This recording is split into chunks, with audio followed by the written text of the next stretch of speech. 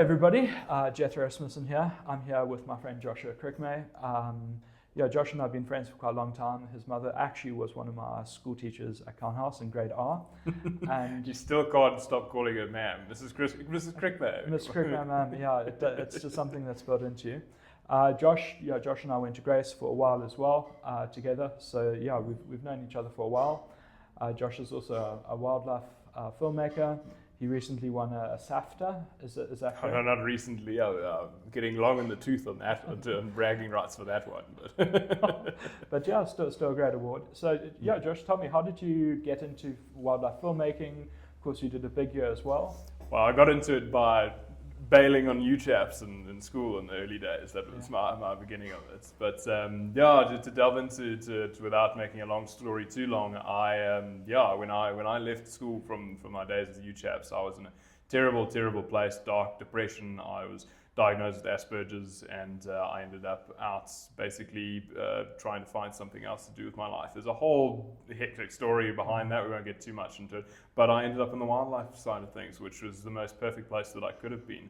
And I've now figured out a little bit more of a direction with what I'm trying to do that will actually hopefully do some good for the world around me, which is not exactly somewhere I thought that I'd be going in that particular point in life. No, completely. But I still even remember from school days how much you loved wildlife. We'd be on some school trip or something, and instead of, we're on the battlefields looking at like historical monuments, and you're there looking at all the wildlife and stuff. So it's definitely something that's.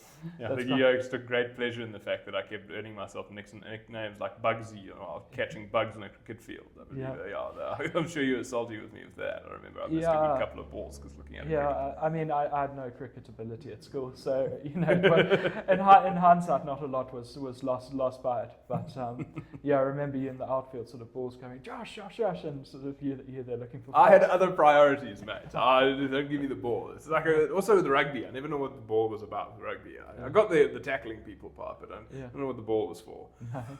No. That's good. So then after you started with it, you went to Bejon. Yeah. So that's in Zululand, right? Yeah, that's a ranger training facility based near Hlui, and they've trained a large portion of the rangers that you will meet, particularly around KZN. If you go to a reserve, there's a good and the chap jumps on the front of your vehicle, fairly good chance they'll be from Bejon, which is a fantastic place, an incredible training centre. Chaos, mayhem to be a part of, but in the most fantastic way. I mean, you always come out with the most incredible stories from them. Yeah, I've heard a few of them about getting Land Cruisers stuck and.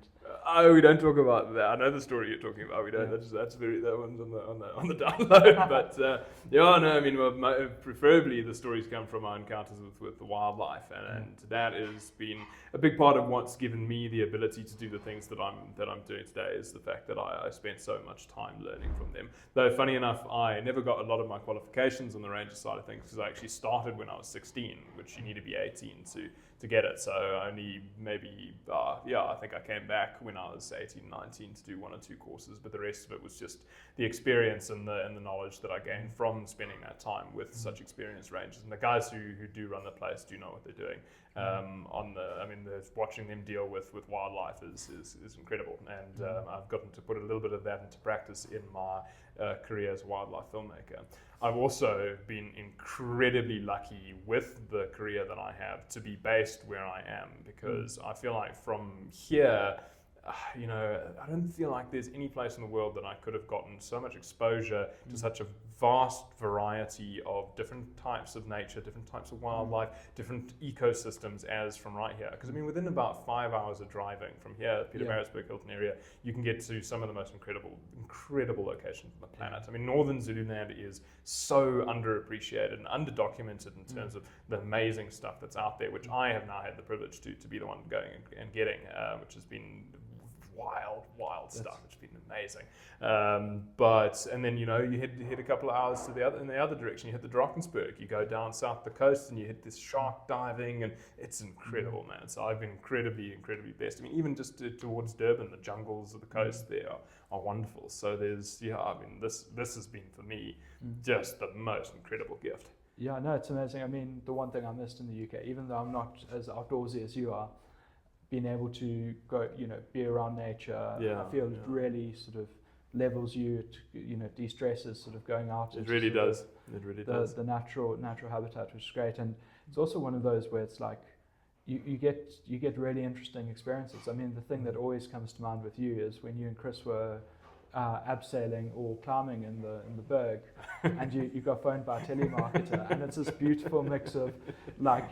We're not like cavemen in the wild. It's still like some connection, but then there's Chris there getting a phone call while sort of on the side of a cliff. I still can't believe the bugger answered his phone, and I'm not so worried about him falling off the cliff. I was more just like, I would never be able to hold just my phone with no like every camera that I use when I'm on the cliff is somehow attached to me in case I drop it. So I think it was the only part of the actual climb that I was actually started sweating. I was just looking at the cell phone hanging over a 1 kilometer drop, and there's this idiot going, "Oh no, sorry, Manchurian premiums." But yeah, no, it's great, and to be able to have these things, and I mean, it's what 3-4 hour drive today. Yeah, and all pretty accessible actually, which is funny enough for me the only limitation in the sense that a good story usually comes from places that are inaccessible. But a lot of the beautiful nature areas in this area are, which for everybody else is fantastic, because I mean you can get into dirt roads in deep Zululand and some incredible places. There's a lot of places that that take a bit of knowledge and know how to get to, but I mean most of it you can, and that's so wonderful, because my whole thing is that I really want more people to be out and enjoying nature. That's the big push that I'm going to be on going forward now, is trying to teach people the benefits of experiencing it and spending time in it, because for me, from that state of when I was younger and in real depression and not knowing where I was going, and I spent all of that time indoors, just with this existential crisis going on, and it was only once I got dragged out into the world where it wasn't so much that just nature's this wonderful thing that's just going to be so lovely and it's just going to fix everything. It was more just that it was something to keep me focused and interested while moving, while getting me active, while getting me out, breathing fresh air, and having getting the right kind of things into my brain, as opposed to just rotting on a couch. And I think it was that allowed me to really change the chemistry of my brain, and allowed me to start feeling like a human being again. And I just feel like for a lot of people that's the most incredible thing, just to you don't have to go delving into the jungles like I do. You don't have to go and rescue a tiger in Tasmania to go and experience this thing. It's all around us, and a lot of it should be accessible to people to go and enjoy. And that's the wonderful thing about this area, is that it is. And do you think sometimes people are a bit daunted about where to start? I think it can be, yeah. So where, if you were, say you just moved to the Midlands, would you, what's like first holiday, what park would you? That is a tricky choice. Sorry, not to put you off with anybody. But, I think I think Northern Zululand is an incredible area, but I think it's quite hectic to get into, because it's on the wildlife front of things, it's most active during the summer, but it is also unbelievably hot during the summer. So and it's muggy, and you're in a jungle in bushveld, and it's quite a rough adventure. So that's quite a hectic one. I would think one of the first places I would start would be some missions into the Drakensberg, or even just around the Midlands. As I said in a previous video, that those forests of the Karkloof are just beautiful. It's just covered in moss and epiphytes and gnarled strange trees and mushrooms and incredible bird life and all sorts of little secret hidden gems around the waterfalls and things. So that for me, I think, would probably be my recommendation, or getting a little bit further into the Drakensberg, because I've only recently, for the first time, really been delving into the Drakensberg, really been getting out into it for the past maybe 6 months, and I've just come to realize what an unbelievable place that is that we have in our back garden. I mean, that Drakensberg is just, it is one of the most incredible adventures I've ever had, really getting out there into the Mweni regions, through little day hikes to multi-day treks deep into the, like where you cross over the Ukahlamba into Lesotho. It's wild out there, man. It's incredible. It's amazing. And have you done Karkloof Canopy Tour?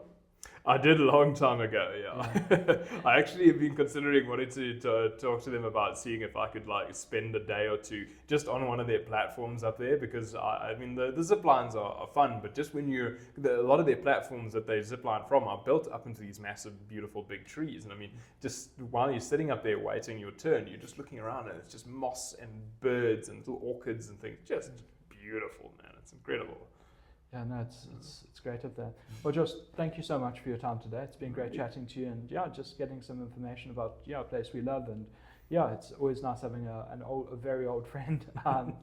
Yeah, we're getting on a bit, so a very old friend. Getting on a bit. Oh yeah, this is the first time hearing of it. I don't know what you're talking about. No, we're still spring chickens, but no, it's great having an old friend on here and just having a chat about it all. Good stuff, Jethro. Thank you, brother.